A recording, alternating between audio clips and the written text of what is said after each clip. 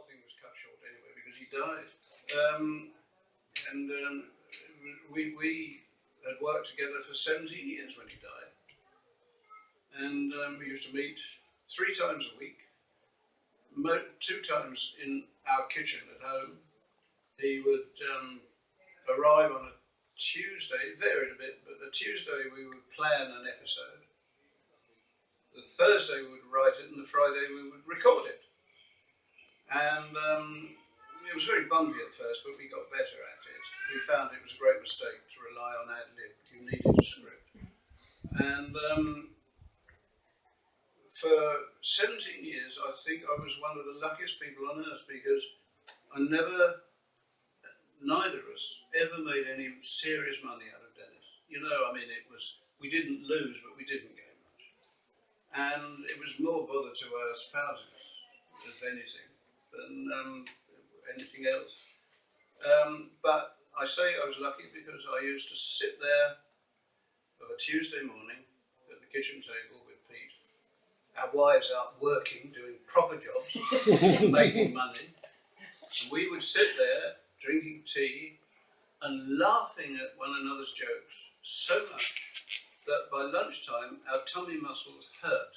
You know, we just laughed and laughed, and the rest of the world was doing serious things. There were men down holes digging for gas mains, and there were women in dreary offices typing away, and all the world was doing work that a lot of them didn't even like the work they were doing. They were just doing it for money, and we were sitting there laughing, and that went on for 17 years.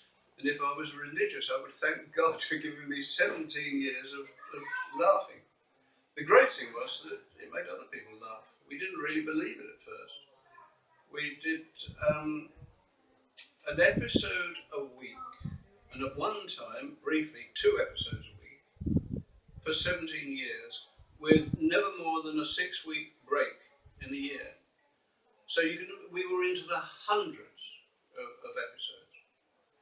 And I can't think that we ever seriously ran dry for material. You're the customers, you might disagree with me. You might think that we tailed off. My judgment is that we actually got better because we relied more and more on being strict and professional and less on laid back and mucking about. And they were all recorded and they're still available and as CDs. But when he died, and that was a very distressing process, he died of prostate cancer at the age of 62. I must tell you some of the things he said before he died, because he had a very weird, dark sense of humour sometimes. And on one occasion he had to go to see the oncologist at Addenbrooke's Hospital, and he told me before he went, he said, I'm going to ask him how long I've got to live.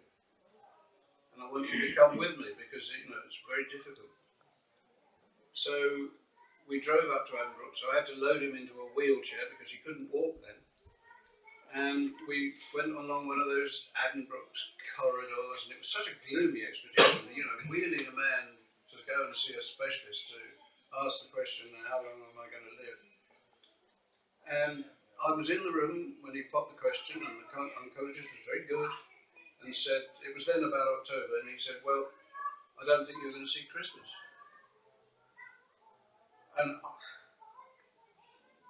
we said goodbye, thanked the oncologist. I loaded Pete back in the chair and we wheeled him back to my car, got him back into my car with great difficulty, because even every movement hurt him. And we set off down Mowbray Road, you know, we left the roundabout off Mowbray Road, next road down Pern Avenue. Silence, because I couldn't think of anything to say to a man that in October that was going to die before Christmas. I mean, what do you say? Anything you say that's comforting is going to sound fake. So and he was silent as well. In the end, he broke the silence. We'd gone about 3 miles before he broke the silence. He said, going to die before Christmas, am I? Still, one thing he said, looking on the bright side, that's going to save us on Christmas cards, isn't it? He saw it as a way to save him money. He wouldn't have to send out all those Christmas cards. And another time, when he was very ill, he wanted to buy Bibles for his grandchildren, the children of his son John in Ireland. So he went to Mowbray's, the religious bookshop in Cambridge.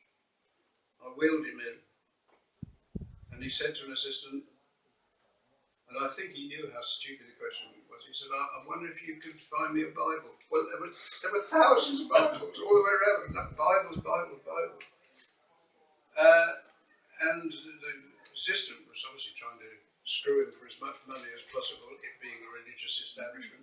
So he brought him a beautiful Morocco leather-bound Bible in lovely red leather. It was a beautiful thing.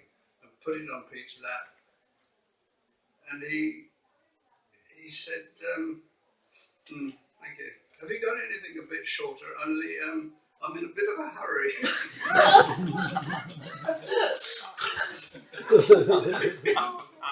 And that was typical of the man. You know, he laughed at his own predicament. Well, he did die. And I thought, well, goodbye, Pete. Goodbye, Dennis. Goodbye, Grunty Fen. You don't understand, do you? No. And I mean, I've often been wrong in my life, and that was the most spectacular wrongness ever. Because people like you would not let it die. I mean, you're an example, Terry, of producing a Dennis doll now. Can I just say that I knew Pete from when I first started work. I started work at 15 in a printer's. Okay. And Pete used to come in and we used to print his posters for the gigs that he was putting together. And Pete was always in and out, so he was a person that I knew quite well. My husband also, through the music, knew Pete, and he was just a part of our life. Yeah. In later years, we had a market stall, and it was a bit like a small market stall version of Pastimes, if you know what Pastimes was. And Pete was always coming along, because I used to carry the latest books on dowsing and esoteric subjects, and Pete was as interested in that as I was. So he'd always come along and have a look to see what was the latest release, you know. Again, we had that in common.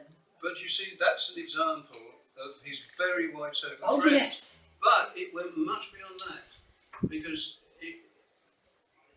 we had ended up, and it dawned on me after he died, that we had a relationship with people that we'd never met and would never meet, because they'd heard either the radio show or recordings, including things like an American officer at USAF Lakenheath was given 2 hours notice of having to go to Iraq to fight the first Desert War. He was given 1 hour to get ready to depart, and he could take, it was 2 hours warning, and he could take 1 sack of personal belongings, because it was just so 2 hours, 1 sack to pack for an uncertain period. And you'd think that a normal person would pack underclothes and toilet requisites. He packed his complete set of Dennis recordings.